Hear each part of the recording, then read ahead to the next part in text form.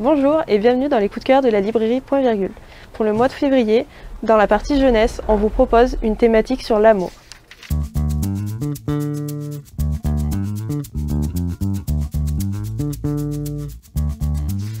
Je vais donc vous proposer mon coup de cœur qui est A Sign of Affection.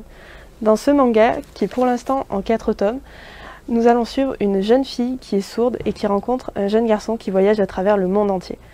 Elle l'intrigue et il va commencer à vouloir apprendre la langue des signes afin de pouvoir communiquer avec elle. Que va-t-il se passer ?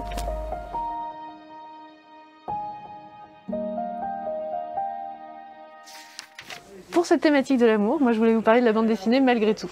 Malgré tout, on va suivre ces deux personnages qui ont un certain âge et qui ont passé leur vie à s'aimer, mais ça n'a jamais été possible entre eux, ils avaient toujours autre chose à faire en gros, quoi. Et donc on apprend cette histoire, donc ça part de là, ils ont à peu près 70 ans, ils vont enfin pouvoir être ensemble, je spoil pas parce que ça commence comme ça.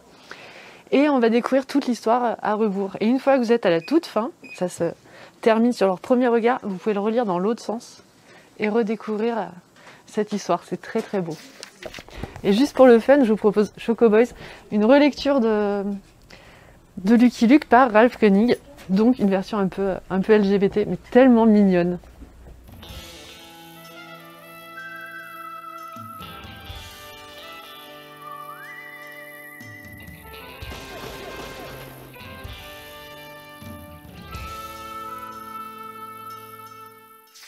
Alors moi je voulais vous présenter une de mes bandes dessinées préférées qui s'appelle Le port des marins perdus.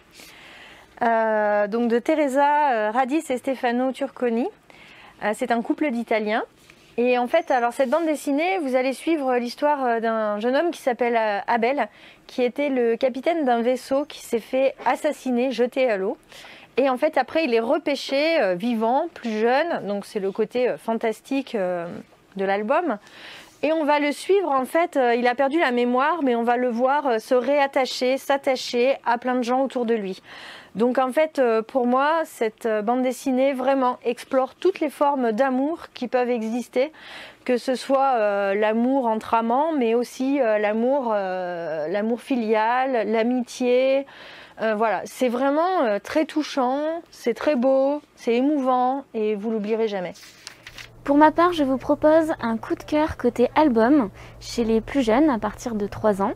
C'est Le mariage de Renard aux éditions Gallimard Jeunesse, qui vous fait découvrir un mythe célèbre au Japon, mettant en scène toute la cérémonie d'un mariage nocturne selon la tradition médiévale, avec un texte proche du haïku qui est vraiment sublime.